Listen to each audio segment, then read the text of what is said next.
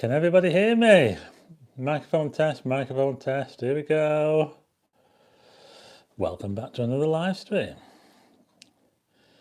I missed you last week. I was probably a bit too busy with other things. But I did manage to do a video about the moon. The Christmas tree looks a bit wonky actually from this angle. So here we got Wayne, Duncan, hi, Karen, 1, 2, 3, 4.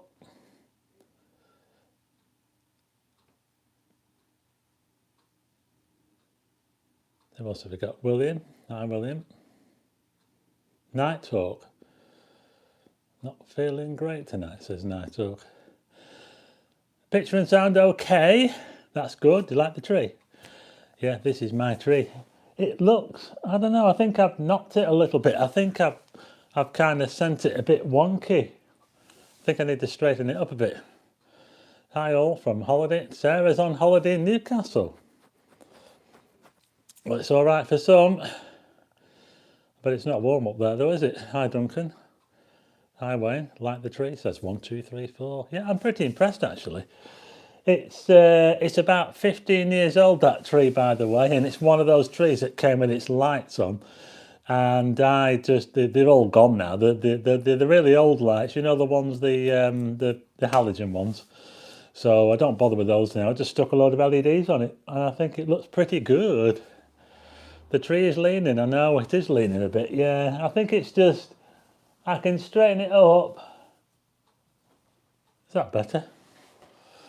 I think it's just the angle we're looking at it. I'll send you a Christmas card to Chris Idit Burger Place. I think I need to go to that place to go and check it out because there'll be a lot of stuff for me. So hi to everyone. Hi Jay O'Neill. We've got 33 people in. Hit the like button. Hit the thumbs up. Let's see, we've got 13 thumbs up at the moment. Let's see if we can get that up a little bit. So what's happening this week is we've actually got the Geminid Meteor show. Oh, by the way, before I get onto that, did anybody, I never even mentioned it, and I probably should have mentioned it, but we actually had Mars last week go behind the moon. Did anybody see that? Your wife did a good job on the tree, mate. Looks good, says Matt 364. Did anybody see Mars go behind the moon? It went behind the moon at about 4 o'clock in the morning on, was it Wednesday? I can't remember the day now. I know it's so cold out tonight, says Anne. Is it Aniki? I know it is. It's really, really cold. I visit Cornwall with me. Yeah, it is. I'm not out tonight, but I will be out this week. In fact, I'm actually thinking of doing a workshop now on Wednesday because it's looking good. We've got this meteor shower coming up. But anyway, I just wanted to say that there was something happened last week where the planet Mars, which you can go out and see right now, if you look towards the east, low down, you'll see Mars. You cannot miss it. It is really, really easy to see. Jupiter is the most obvious planet that you can see in the sky. If you look towards the south, you'll see Jupiter tonight. It's very easy to see. It's high up. Mars, you kind of have to look to a right angle. So turn to your left, look to Jupiter, and then turn, or should that be this way? Turn to your left, and you'll see Mars. And it'll be a little bit lower down at this time, but it will look pretty good. Hi Astro Guy. Didn't see the look because of my sleep patterns, lol, but I did see the moon Mars close together on the night before. Yeah, so you might have seen, I think it was Wednesday, was it Wednesday or Tuesday night? I can't remember, when Mars was very close to the moon. And you know what happened? As the moon moved through the sky during the night, the moon drifts. It drifts against the background sky. It drifts by quite a lot as it goes from one side to the other. So what happened was the moon was near Mars early in the evening. You could see Mars very, very close to the moon. And later that in the morning, early on, about 4 o'clock in the morning, the moon passed in front of Mars. it actually passed in front of the planet and it blocked the view of Mars for about an hour. There's someone I know took a picture of it. Have I got that? I'll see if I can get it a bit later on, but I know a few people did get a picture of it. I didn't. I didn't even. I was fast asleep, me. I have an app called Night Sky. It shows me the positions of the planets and the constellations. Very good. Hi, John Leach. Hi, Brian Shuker.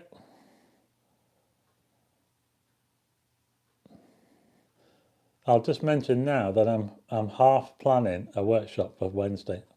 Nothing set in stone yet, but I'll let you know on this channel tomorrow. It's the Geminid meteor shower this week.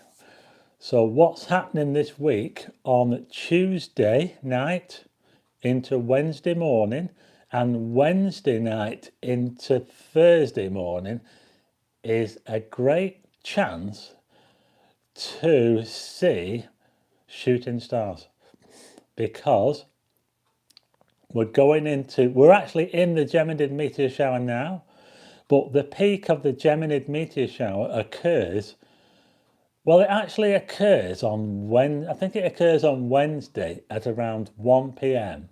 Now that's during the day. So the best time to see the peak, I think, of the meteor shower is I would probably say either day. I mean, 13th, is it Tuesday?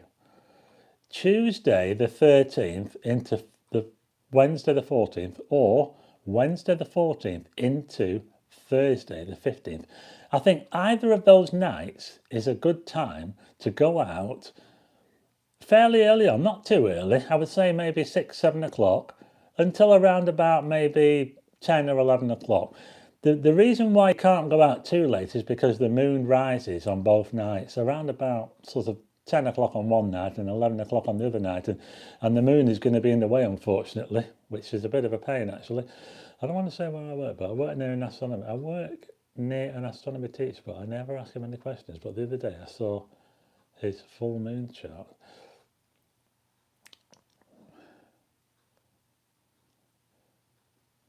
Had a look just now, says Visit Como. Treat is very Las Vegas. I hope no one watching suffers from photosensitive epilepsy. At the moment, it goes for a bit of a cycle. Yeah, so the major thing this week, folks, I know it's really, really cold. I mean, outside here at the moment, it's something like -2. It is absolutely freezing. So you might not want to go out for too long, or if you do go out, you'll want to make sure that you've got plenty of coats on. So, because we've got the Geminid meteor shower this week, it actually peaks sort of between Tuesday and Wednesday. So it's kind of hard to say when's the best night to go out. I mean, I could probably say go out on Tuesday night from around about 7 o'clock in the evening until around 10. 7 till 10 on Tuesday, and the same on Wednesday. Or you could go out for a bit later on Wednesday.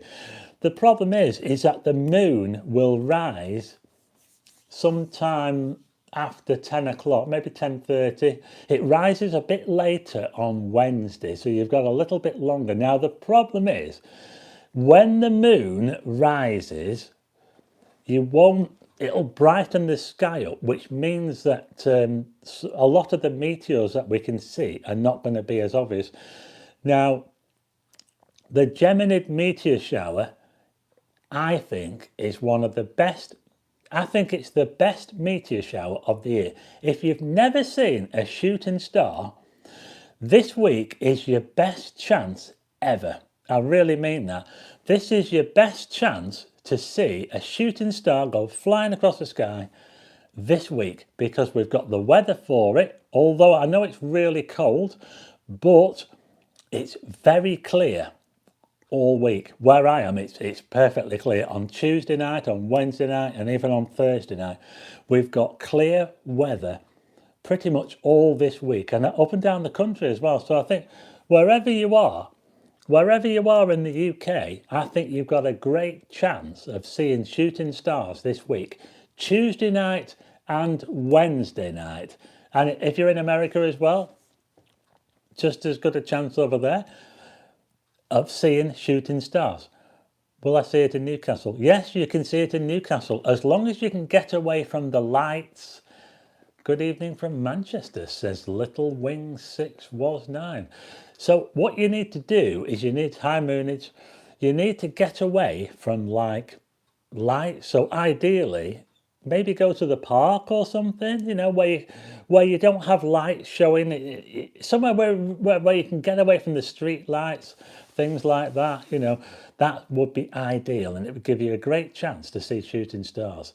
Tuesday and Wednesday evening this week, it's the best meteor shower of the year.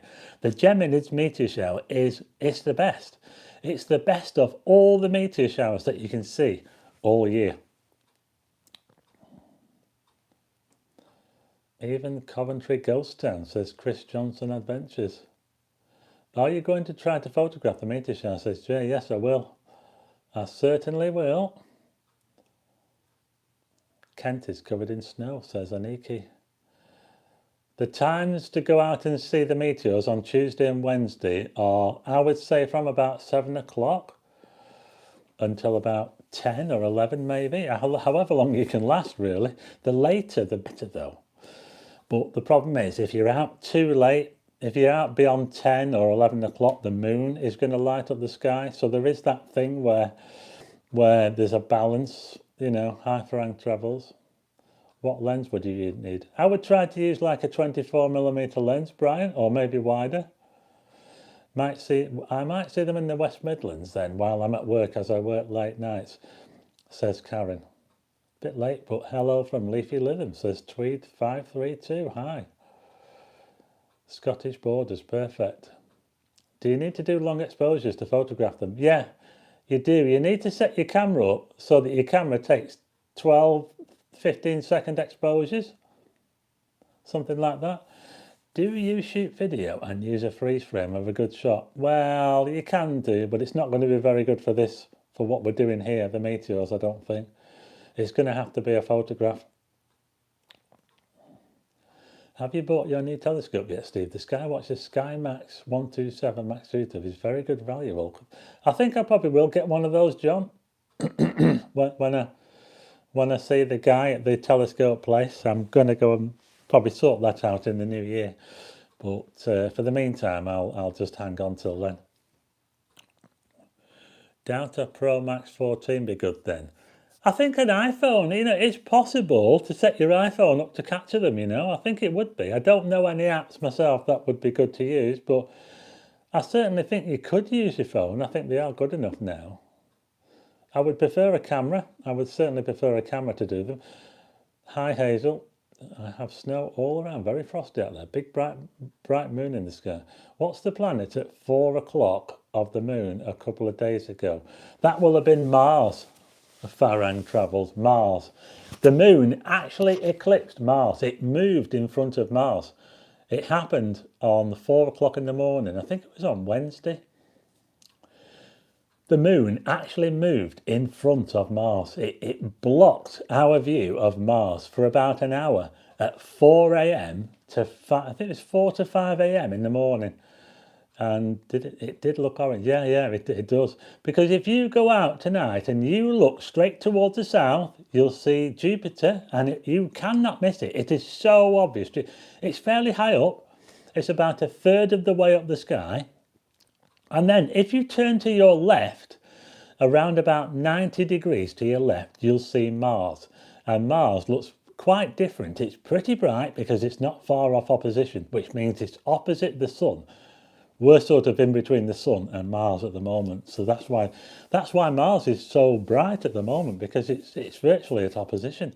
It's opposite the sun from where we are, and that's why it shows up so bright.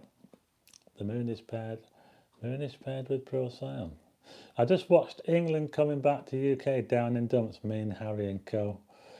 I don't know. I have a scope, but it's too heavy. I use a Canon PowerShot bridge camera.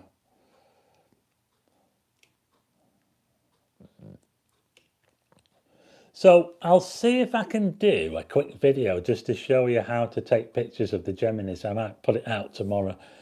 And I'm also now thinking of doing a workshop on Wednesday, so we'll see about that.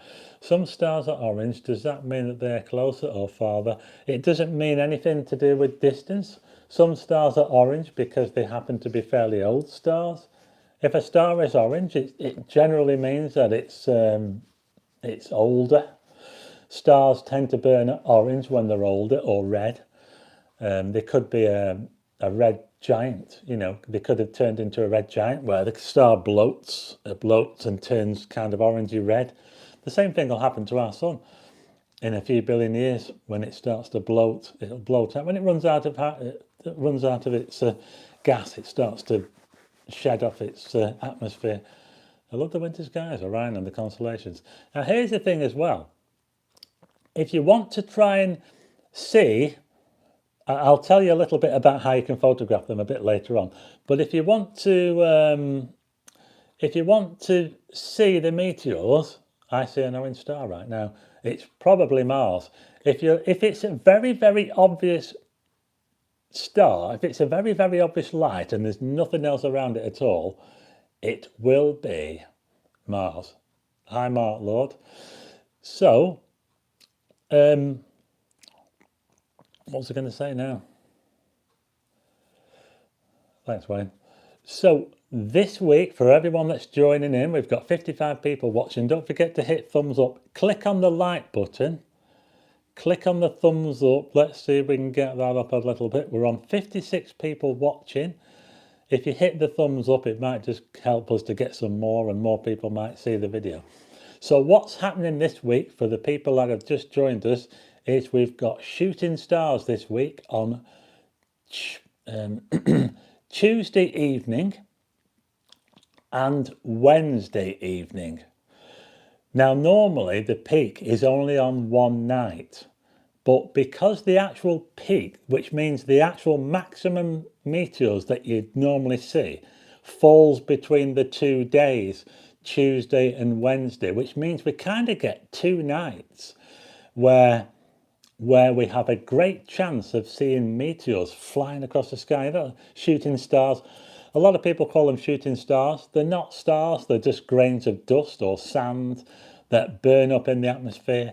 And I can almost guarantee that if you go out on Tuesday or Wednesday and you look up into the sky towards a certain, don't look all over the place, just pick a part of the sky to look at.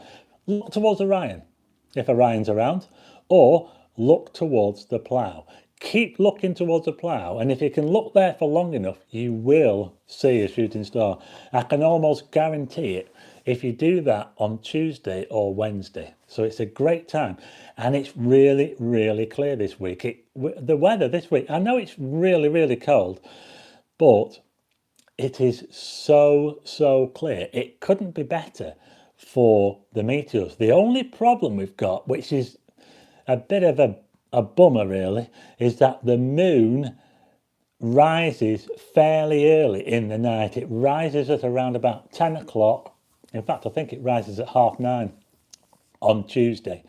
And I think it rises at 10:30 on Wednesday. Now, when the moon rises, it will brighten the sky up, which means that, I would probably say that about an hour after the moon rises, the sky is going to be getting pretty bright, and that means that you won't be able to see a lot of the fainter meteors that you might have seen before the moon rose.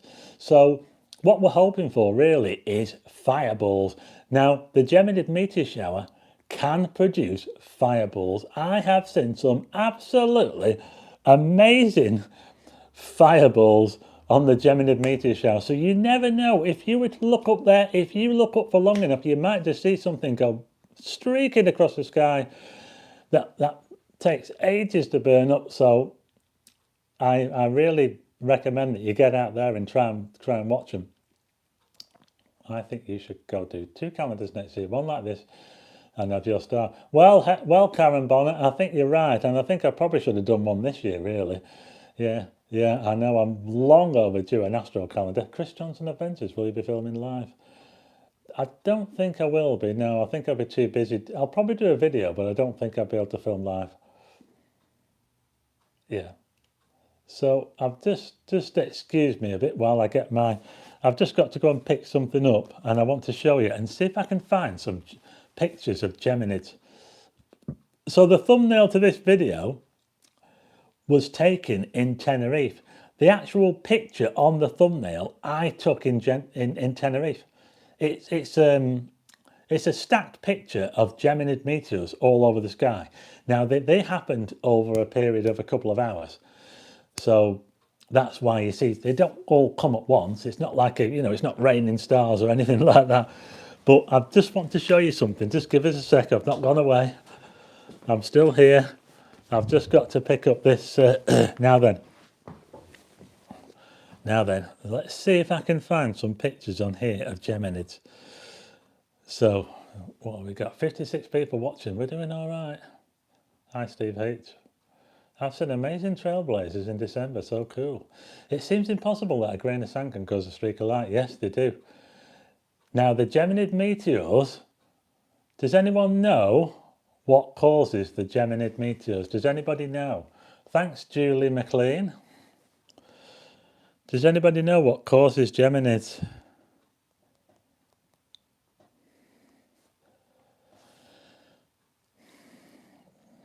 What causes Geminids?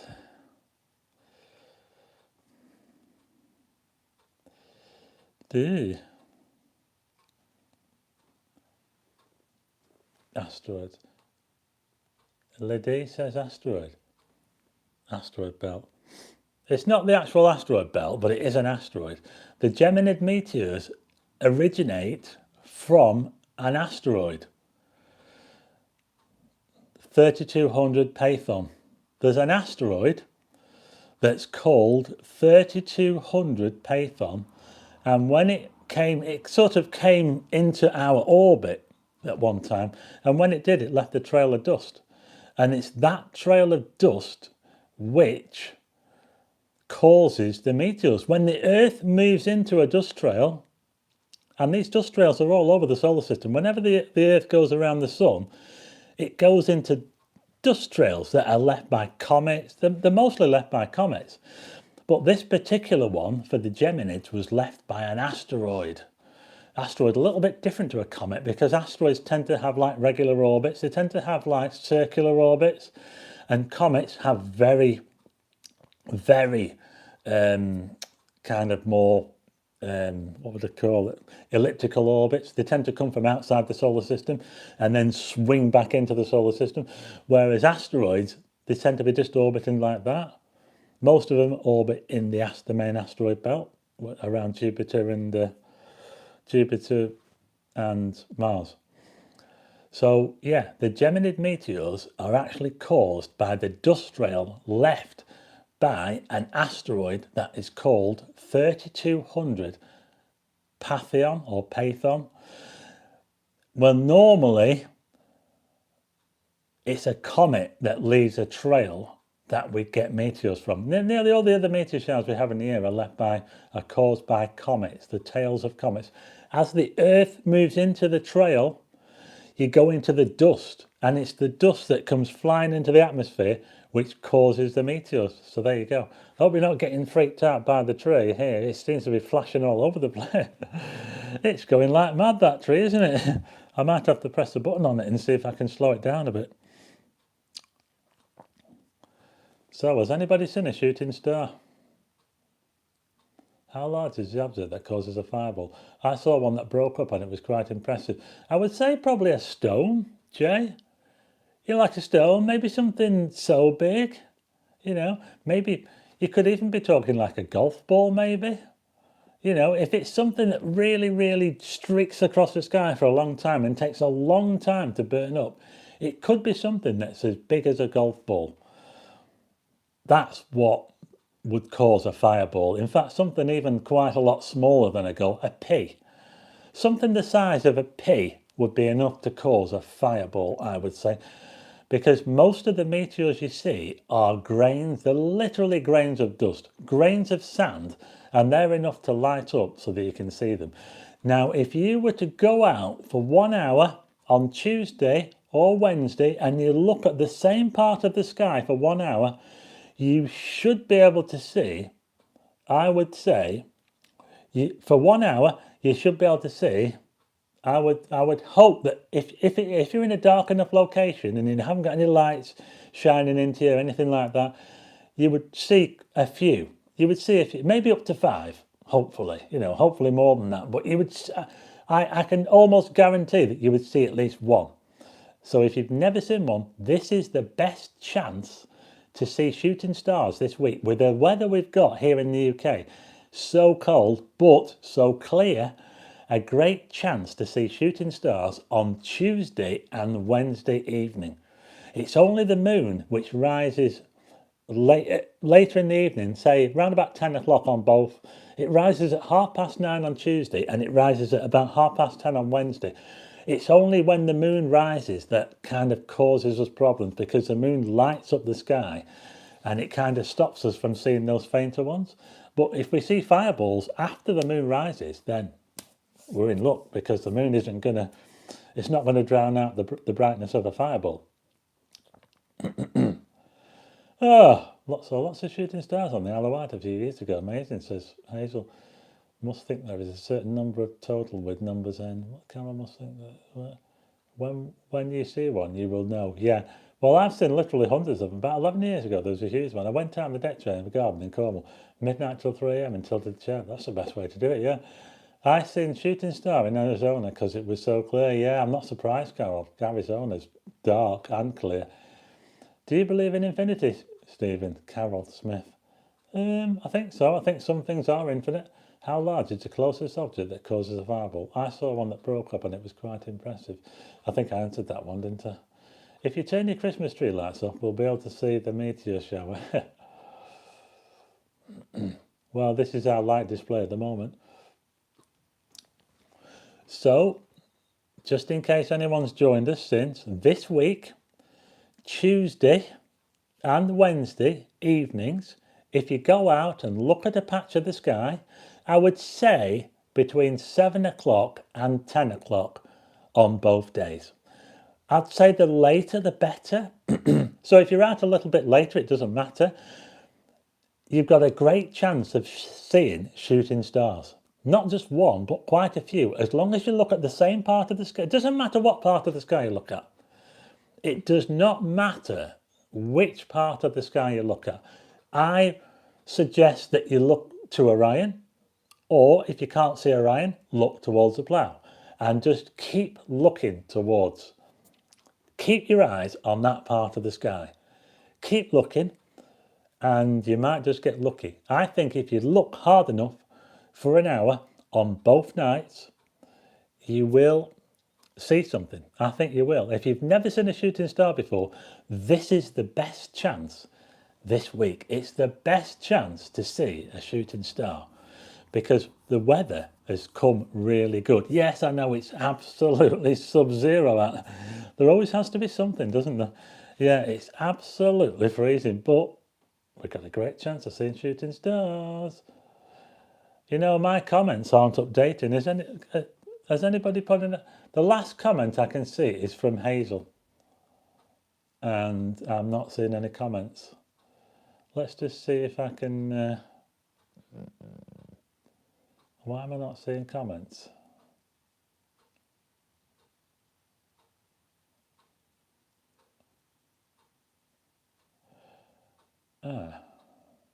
All chat. Oh, I think I can see them now. Picture and sound great still, thanks Wayne. What about the Northern Lights, Stephen? Well, I've seen those.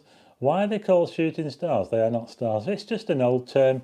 I think in the olden days, people used to think they were stars shooting across the sky because they didn't know any better. So say hundreds of years ago, they probably used to think that they were stars because they didn't really understand what stars were back then. And that's how they got the name shooting stars. But of course, they're not stars at all. They are just grains of sand grains of dust. Hi Andy. Griffith Observatory says Tuesday evening is peak time in Los Angeles. I love the Griffith Observatory. I'd love to go back there again. Yeah, that was the best planetarium show I've ever been to, at the Samuel O'Sheen Planetarium. Absolutely amazing show there.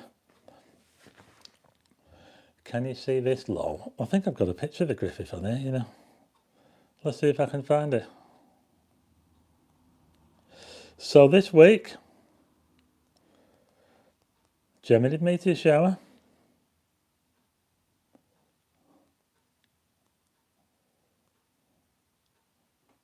Yeah.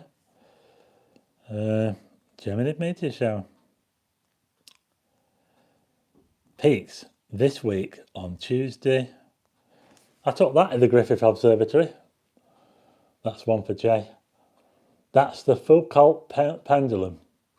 Foucault pendulum. It's a big pendulum that hangs from the ceiling and it moves around as the Earth turns. Or should I say the Earth actually turns around it. It's amazing. Do you have any interest in ancient civilizations? Yes, I do a bit, yeah. There's some amazing people that watch the stars and you could tell because you used to write on the cave stars and things, constellations. Sounds like the Dementors of Harry Potter when you say that long.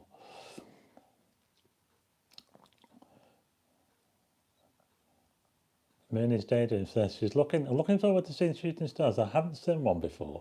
I'm trying to balance my dinner and hold my phone. Not easy. Yeah, so let's have a look.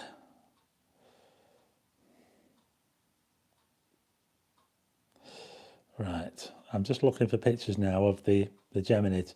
They're not easy to photograph, I have to say. But if you want to take a picture of them, you have to take a long exposure. You have to set your camera up, use a wide lens, use manual exposure, set your camera to 15 seconds, use your aperture as wide open as possible. That's that little circular thing. Open it up as wide as possible. If your lens goes to f4, use f4 or f3.5, whatever the fastest aperture you can get. Use a high ISO. Your ISO should be at least 1600, I'd say. 1600 ISO to give yourself a chance of capturing a meteor. Now, I actually caught one above Blackpool Tower. Look at this. Whoa. Look at that, Blackpool Tower. Blackpool Tower. Geminid Meteor. Blackpool Tower. Geminid Meteor. You can even see the plough. Can you see the plough on there? Look, the plough. I caught a Geminid meteor above Blackpool Tower. Look at that. So there you go. Now, that picture there, I'll tell you what the let's see if it tells me. Does it tell me? It says here, I was actually using a 20-second exposure at ISO 800. So that's how I managed to capture that one. 20 seconds, ISO 800. My aperture was f2.8, so I could get away with using a lower ISO. So that's what I used to capture that picture of a Geminid above the Blackpool Tower. So that was pretty good, wasn't it? Thanks, Moonit. So my mobile phone is no good for taking. Well, actually, fair answer, you can actually take pictures with a mobile phone now. They're actually, you can even video them. You know, I would set your mobile phone to video, and if you get a fireball going across the sky, then you've got a cracking video. You could probably sell that to the media. So I say it would be worth filming them with your phone. Not necessarily taking pictures, but setting your phone up to record. Or if you've got a spare phone, one that you can set it to record. Just keep recording the sky. Record. Just record use as many things as you can to film the sky. And you might just get one of those fireballs flying across the sky. And then you can say, oh, look, I caught that fireball. Does anybody see that fireball? Well, I got it on video. So there you go. It might be worth setting up a mobile phone to record, just in case. Now, you won't see the general blink and you'll miss them ones. You probably won't see the mobile phone will never capture them. But if you happen to get a fireball, and you do get some pretty amazing fireballs from the Geminids, believe me, I've seen them a few times. They go right across the sky. Your mobile phone will definitely pick those up because they're bright enough.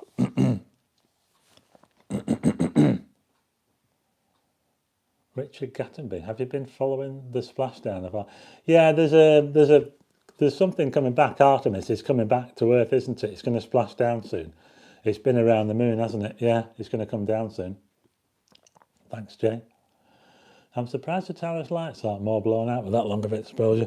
Well, the lights weren't actually on. Actually, they weren't on that night. They were turned off. So, but there's a picture of a Geminid taken in Tenerife. Can you see that there? Look. That's a very, very bright one. It's a very, very bright ones that you have a chance of capturing. Now, most of them are very, very difficult to capture on camera, but you will get the odd ones that are bright enough to capture, like that one there. So I was lucky enough to get that one. So I've managed to capture quite a few down the years. This one isn't very bright, but it's one. Can you see that there? I took it over a motorway bridge. Can you see?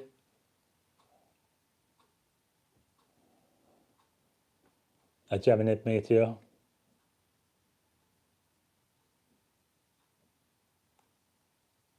So this is the sort of thing we're looking out for. We're looking out for streaks of light in the sky on Tuesday evening and Wednesday evening. If you go out from, I would suggest, 7 o'clock until 10 o'clock on both nights, you've got a good chance of seeing something like one of these. A very good chance. You don't need to be out all night, but if you can go out for an hour at least and look at the sky, anywhere in the sky, it doesn't matter where you look, just look towards the darkest part of the sky, away from lights, look towards the plough, if that's what you can see, look towards Orion, if you can see Orion, and keep looking. And I guarantee if you keep looking on any of those nights, I can almost guarantee you'll see something, because there's lots of these meteors flying across the sky. There's around about 100 per hour, more than 100. I would say this meteor has a peak zenithal hourly rate of about 120. Now that's under perfect conditions. You take that with a bit of a pinch of salt, but it does mean you can kind of work it out from there, that if you're watching a particular part of the sky, you can work it out from that you would probably see about maybe 10 to 20 per hour. We can't see the whole sky, but if you could see the whole sky and the radiant was right above the head, that's a radiant where the meteors come from, which is in Gemini. If it was above your head, you'd see about 120 per hour. This is the thing. I haven't mentioned yet that they're called the Geminids because they emanate from the constellation of Gemini. There's two bright stars that are, they're above Orion. You'll see them, Castor and Pollux. There's two bright stars that are fairly close together, and those are the heads of the twins. I'll see if I can get them on here now and show you what they are. Castor and Pollux are two very prominent stars. You can't miss them. And those are the stars where the Geminids emanate from. So I'll just show you now. Let's turn this off. Okay, I think this is the night sky. Sorry. Date and time, where are we? Let's get forward to, that's 9 o'clock. I'm just going to try and find it now to show you where to look or when. This is how the night sky looks like on, is that right?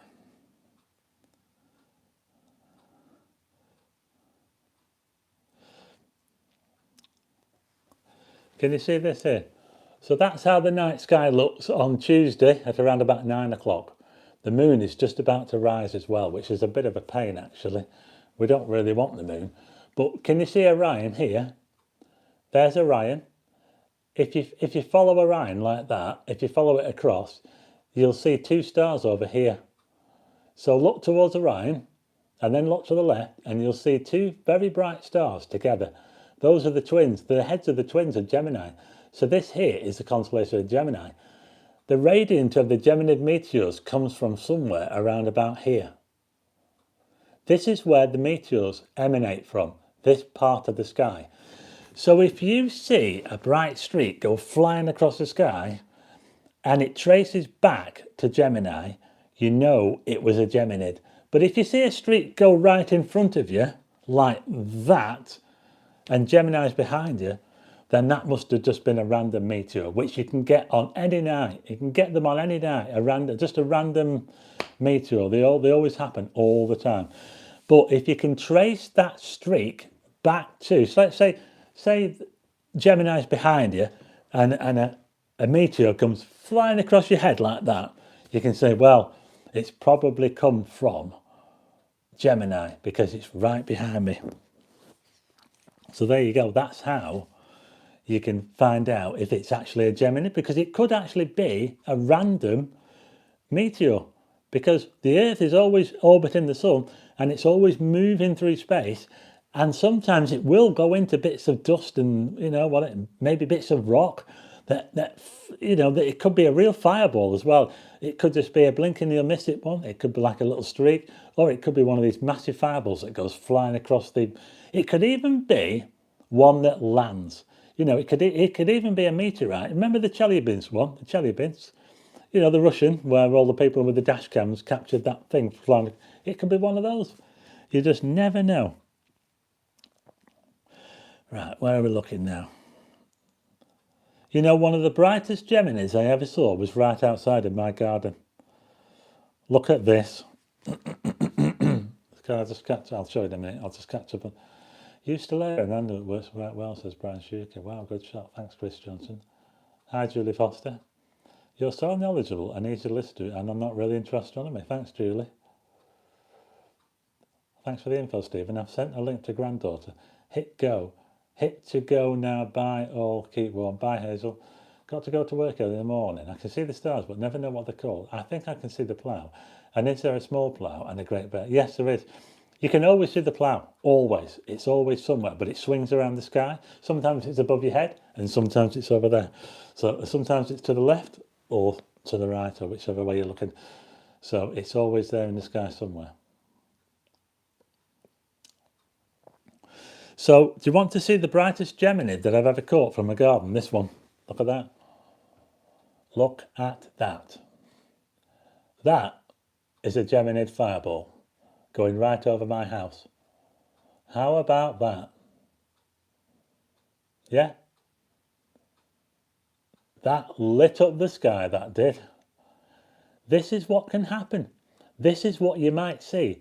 If you can just go out, take a chance, have a go out for an hour, maybe a little bit longer. I didn't even catch all of that because it went behind that house.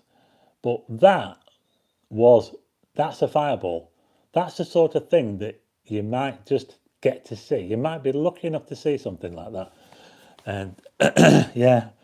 And I've seen a few of those. That I did actually catch one in Tenerife, but I don't have the picture on here, unfortunately. I don't think I've got one on here. I'll see if I can find it. But yeah, so that is the sort of thing that you could expect to see if you're lucky. I'm not guaranteeing you see a fireball, but generally you should be able to see a meteor.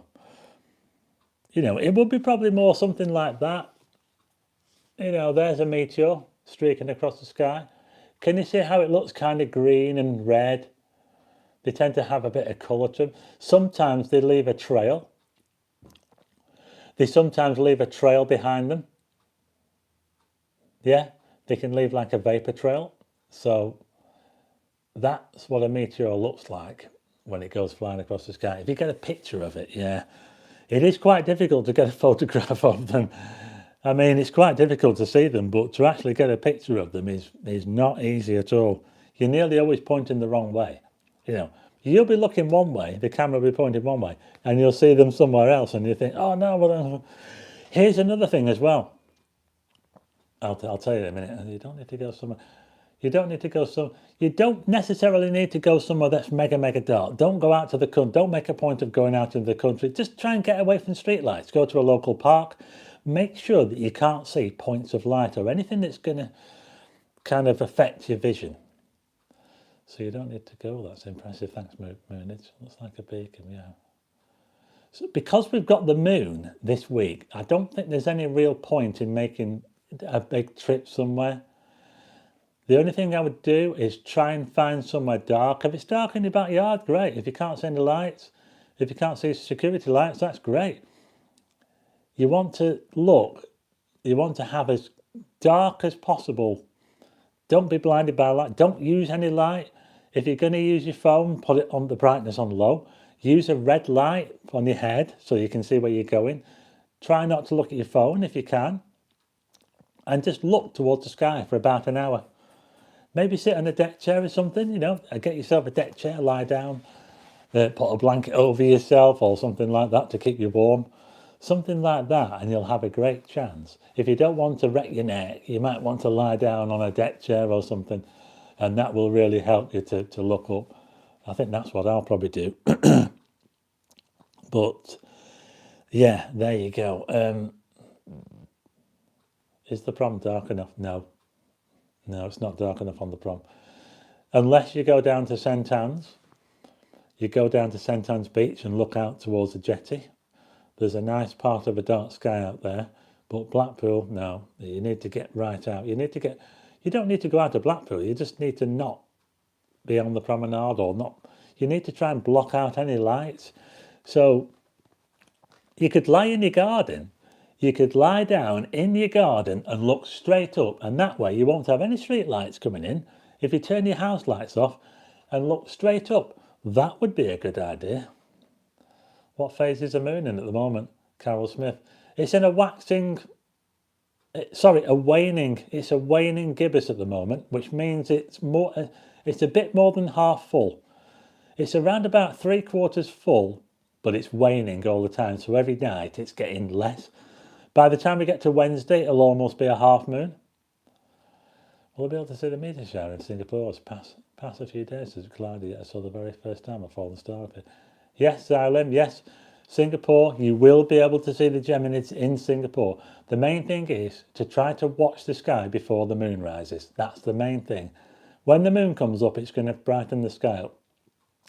My back garden is ideal. It's a big garden and pitch black, no streetlights coming. That's great. Karen's got a good back garden. Some are red or green. Yes, they are. They do tend to burn.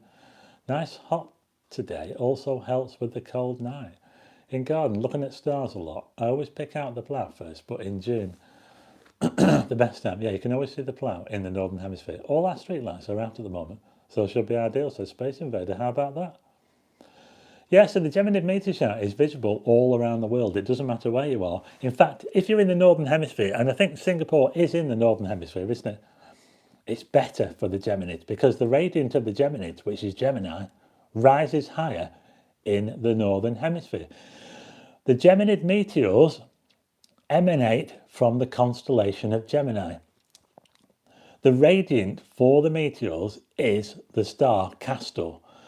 There's two stars called Castor and Pollux, and those are the heads of the twins of Gemini constellation. The radiant of the Geminids is coming from where those are. It's my tree. I'm going to have to straighten that tree apart. Looks like it's about to fall over.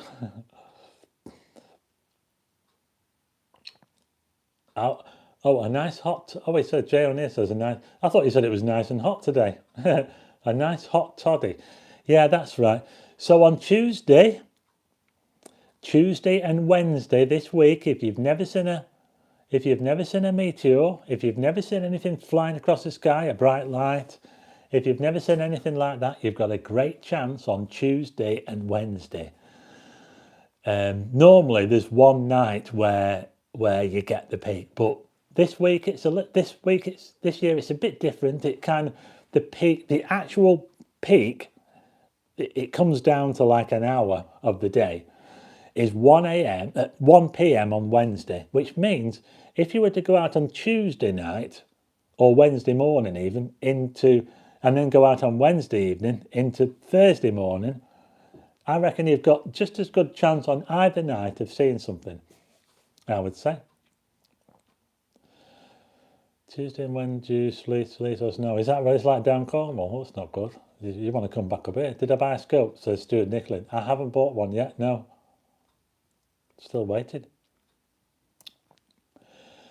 The only scope I've got is a Skywatcher Heritage. In fact, I've not even got that one because someone else has got that. The only scope I've got is a tabletop Dobsonian. I've got a tabletop. I think I might try and shoot in Mars with it, you know. Yeah. So don't forget, folks, we've got the Geminid meteor shower this week. A good chance to see shooting stars flying across the sky. I would say it's the best chance. We happen to have this great clear weather at the moment, albeit I know it's really, really cold. Well, you can't have it perfect, can you? But it's great weather to see meteors, clear weather. And what you want to do is you want to go a hot tub in garden, perfect. Yeah, if you turn the lights off on the hot tub, you don't want to have the lights on. That would be perfect, wouldn't it? And what you want to do, I was on my back seat, field tube last year in my garden, freezing, saw 8 strikes, cloudy for an hour. You know, the most I've ever seen was in Tenerife, where we saw well over 2 nights. We lost count. Between the two of us, we saw 200. We counted around about 200 meteors over I think that was over 2 nights in Tenerife. 200 between us, between 2 people. The Tenerife is a really, really good place to go and see them. If you go to Tenerife, there'll be a massive crowd up there, up the mountain. If you go to Tenerife, so there's Mount Tide in Tenerife. I took a picture of that. And you don't go right up the mountain, but you go up to the caldera. You can drive up to it. It's about 6,000 to 7,000 feet above sea level. And when you get up there, there's so much sky you can see, and it's really dark, and you've got a great chance of seeing loads of meteors. It's really, really good. So that's where I've been a few times. I've been to Tenerife, right to the top of the this is what it looks like up there. Look at that. That's Tenerife. That's what the sky looks like in Tenerife, folks, in December. Yeah, look at that. Isn't it amazing? Yeah. So you have a much better chance of seeing something over there because it's nearly always clear when you go up there. You're above the cloud layer, it's dark, and you have a cracking sky vista to be able to see the Milky Way, just like that there, and also to see meteors. Thanks, Wayne. Have we got any more? So, this is what it looks like in the summer. This is what you can see in the summer. Tenerife. Look at that. Whoa. That's the summer sky in Tenerife. You can't see that now, but this gives you an idea of what you can see in the summer.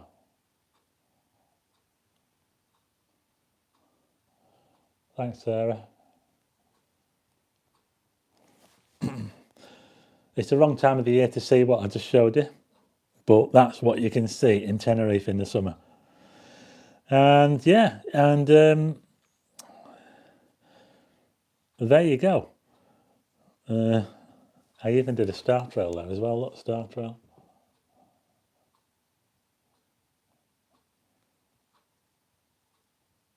That's like a 2-hour star trail. Over 2 hours, yeah. So you can do that sort of thing as well. So yeah, so there you go. That's a Geminid meteor shower. I'll just go through it one more time. So this week on Tuesday evening, unfortunately, I don't see that kind of a sky vista due to extreme light pollution. I know, it's really bad there, isn't it?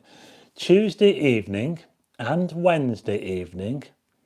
I can't say for sure which one will be the best, but if you go out on both nights, whichever night is the best for you, 7 p.m. until around 10. I would say Wednesday's slightly better night because Wednesday, the moon rises a bit later on Wednesday. So on Wednesday, you've got a little bit longer. The moon rises later on Wednesday. 7 o'clock till say 10 o'clock. Pick an area of the sky to look at. Keep looking at it. Make sure your eyes are not distracted by lights or anything like that. And you might just be looking up to see. In fact, I think I can almost guarantee you'll see something. You will see a meteor. If you want to take pictures of it, I recommend you use a DSLR. I'll have to see if I can do a video tomorrow and put a video up and show you how to take pictures. I don't even know if I've done that, you know. Have I not done a video where I take pictures of meteors? So I might need to see if I can do that for you tomorrow.